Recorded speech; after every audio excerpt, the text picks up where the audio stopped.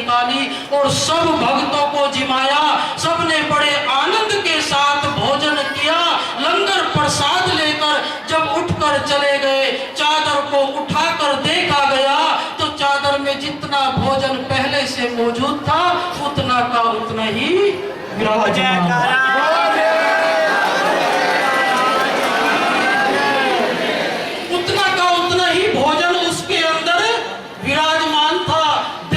सभी महात्मा सेवादार भगत लोग बड़े हैरान हुए कि ये दाल कहां से आई, ये सब्जी कहां से आई, ये रोटी कहां से आई, ये पूड़ी कहां से आई। ये देखकर परंतु उसके मालिक के दरबार में तो रिद्धि सिद्धि सेवा करती है। कुछ सोचते हैं कि ये काम मैं करता हूँ, ये काम मैं करता हूँ, परंतु ये नहीं सोचते कि इसका करने वाला तो कोई और है। वो चाहे तो पत्थरों से काम करवा लेता है, वो चाहे तो निर्जीव को जीव बनाकर उससे भी काम करवा लेता है। उसकी शक्ति बड़ी भारी है, वो बड़ा दयालु है, बड़ा कृपालु है। वो अपने भक्तों पर कभी आंच नहीं आने देता और अपनी दया दृष्टि बनाए रखते हैं। परंतु कब रखते हैं? जब हम उनके बनकर रहेंगे, उनको हाजिर हजूर समझेंगे। कहते हैं हर जगह मौजूद हूँ पर पता पाता नहीं, बिन योग साधन के कोई मुझे ढूंढ पाता नहीं। वो हर जगह मौजूद है, जर्रे जर्रे में झांकी भगवान की, किसी सूझ वाली आंख ने पहचान की। नामदेव ने पकाई रोटी कुत्ते ने उठाई, पीछे घी का कटोरा लिए जा रहे, बोले भगवान रूखी तो ना खाओ, थोड़ी घी भी लेते जाओ, मुझसे अपना रूप क्यों छिपा रहे, तेरा मेरा एक नूर, फिर काहे को हजूर तूने शकल बनाई स्वान की और मुझे ओढ़नी उड़ाई इंसान की। यानी कि हर एक के अंदर उसका नूर है, उसकी शक्ति विराजमान है। हर एक से प्रेम भाव से मिलो, प्रेम भाव आपस में रखो और ये समझो कि ये जो दूसरा मुझे कह रहा है ये सब मुझे गुरु महाराज की आज्ञा हो रही है। इसलिए वो गुरु महाराज सामने होकर थोड़ा ही कहेंगे, वो किसी ना किसी के द्वारा आकर आपको कुछ बताएंगे। वो कैसे? ऐसा हुआ, एक हकीकत घटना है। थोड़ी देर शांति का अगर दान देंगे तो मैं कुछ कहने की कोशिश आप तक करूंगा। नंगली दरबार की एक हकीकत जो घटना है, जो मैंने खुद देखी, वो आपको तक पहुंचाना चाहता हूं। ऐसा हुआ नंगली दरबार में, आप लोग सब जानते हैं पूर्णमासी का जो प्रोग्राम रखे हुए हैं, काफी समय परम पूज्य श्री छोटे महाराज जी, जुगल जोड़ी छोटे महाराज जी ये प्रोग्राम चला गए। पूर्णिमा का हर महीने भगत लोग मन्नत मांग मांग के या भाव से या प्रेम से हर महीने सभी पूर्णिमा को आते हैं और अपने जो है जो भावना लेकर आते हैं वो अपनी भाव पूरा करते हैं।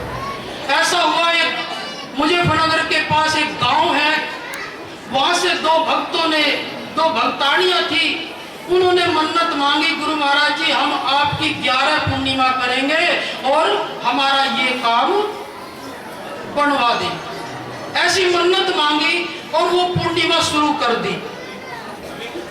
पूर्णिमा शुरू होती गई, करते करते पूर्णिमा जब अपनी चरम सीमा पर पहुंची, सर्दियां आ गई।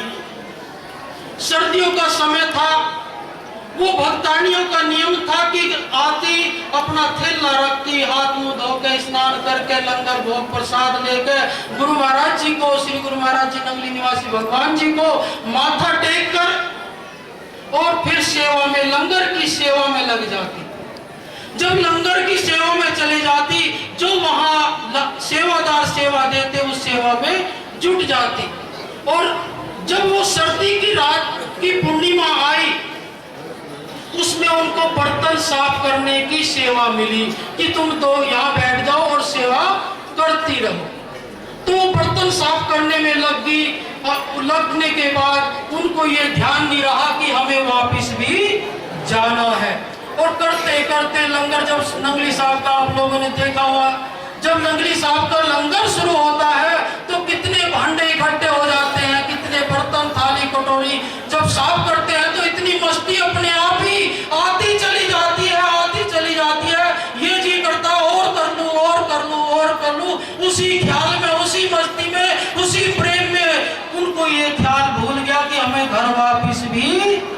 जाना है। अब जब ख्याल भूल गया, जब उन्होंने शाम के देखे 4:30 बज गए, बर्तन साफ करते करते 4:30, सर्दियों के दिनों में 4:30 तो जो है दिन सा छिपने सा लगा है, ऐसा लगने लगता है, क्योंकि 5 बजे तो दिन ही छिप जाता है।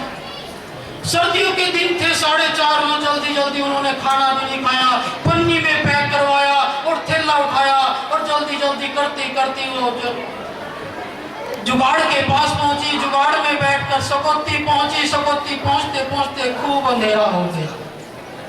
जब खूब अंधेरा सकौती पहुंचते पहुंचते हो गया, खड़ी रही, कोई बस आएगी जाएंगे, खड़ी रही, खड़े खड़े आधा घंटा इंतजार में बस आई। पहले बस भी बहुत कम चलती थी, सीमित चलती थी, आजकल तो सड़क पार करना ही भारी है।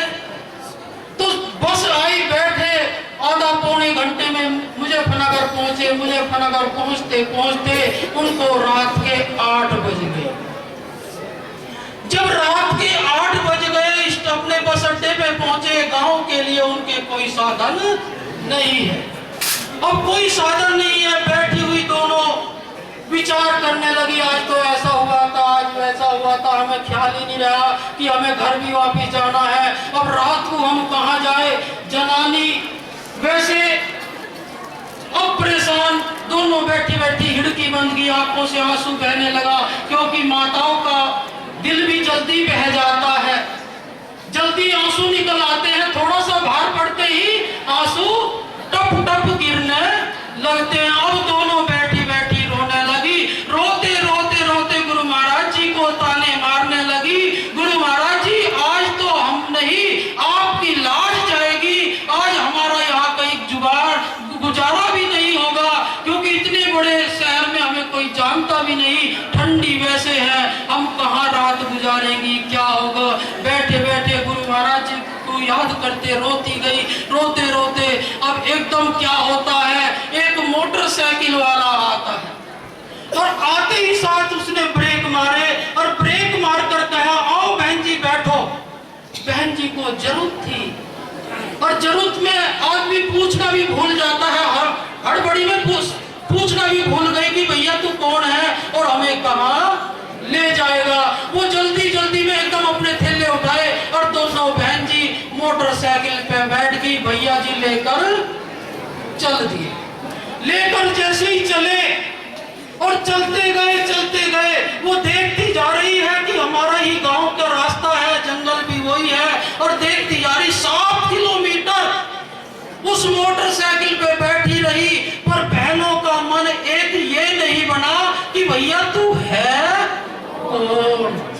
बहनों का एक भी उनके मुख से ये नहीं निकला कि भैया तू कौन है। ऐसी माया फैलाई, और माया फैलाते जब दिखाई दे गया सामने हमारा गांव आ गया, उन्होंने कहा कि भैया हमें यहीं उतार दो, नहीं तो गांव में अगर कोई देख लेगा तो ये कहेगा पता नहीं किसकी मोटरसाइकिल पे बैठती फिरती है, क्योंकि कहती यहाँ कहकर तो जाती है सत्संग में जा रही है और पता नहीं कहाँ से घूमकर आ रही है। तो इतना सोचकर उन्होंने भैया से कहा कि भैया तू हमें यहीं उतार।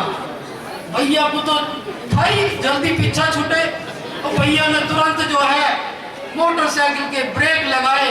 ब्रेक लगाकर बहन जी नीचे खड़ी हो गई और भैया से कहा भैया तेरा धन्यवाद, और इतना कहकर बहन जी आगे को चल दी। भैया जी ने मोटर पीछे को मोड़ लिया, और मोटरसाइकिल जैसे मोड़ा, बहन जी ने पीछे मुड़ के देखा तो सही भैया किधर को जा रहा है।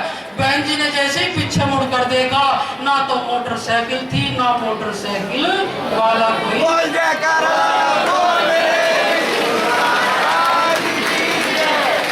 ना तो कोई मोटरसाइकिल थी, ना कोई मोटरसाइकिल वाला कोई भैया था।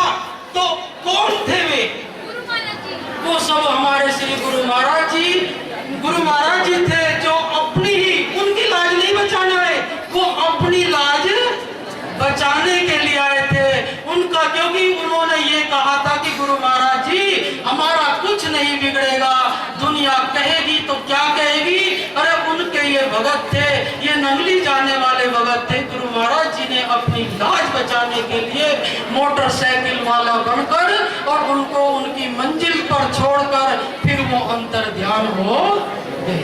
ऐसे थे हमारे श्री गुरु महाराज जी, जिनकी आप ऐसे हैं हमारे श्री गुरु महाराज जी में थे, निकल गया शब्द, ऐसे हैं क्योंकि आज भी वो हैं, क्योंकि वो आज भी ये लीला दिखा रहे हैं, ऐसा कर कर बता रहे हैं कि नहीं नहीं देखो ऐसा नहीं ऐसा है। तो उनकी लीलाओं को हम कैसे भूल सकते हैं, उनकी कृपाओं को कैसे भूल सकते हो। तो इसलिए उनके बनकर रहोगे, उनके बनकर होकर जीवन जियोगे, उनको हर समय अपने अंग संग हजूर समझोगे, क्योंकि एक सच्चा नाता गुरु का ही है, सतगुरुदेव भगवान ही एक सच्चे हैं, संसार में कोई सच्चा साथी नहीं है। किसी शायर ने कहा है इस पे, भूल जा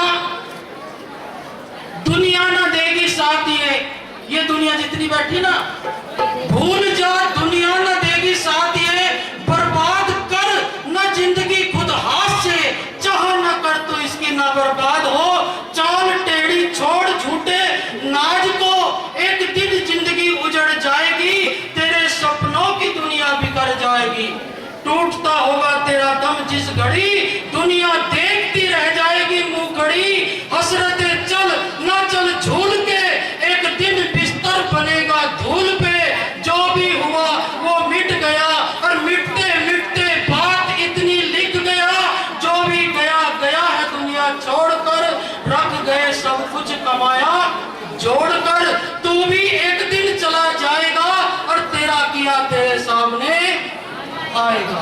कब्र के मेहमान कब्र तक जाएंगे, और तुझे तेरे हाल पर छोड़, क्योंकि ये मेहमानदारी कब्र तक ही निभाते हैं, उससे के बाद कोई नहीं पूछता कौन कहाँ गया, कौन किसकी क्या गति हुई, कोई नहीं। ये परंतु ये गुरु महाराज जी जो है, ये दोनों जहां के मालिक होते हैं, ये दोनों जहां में आपको जो है रास्ते पर लेकर चलेंगे, और आपकी मंजिल तक आपको पहुंचा देंगे।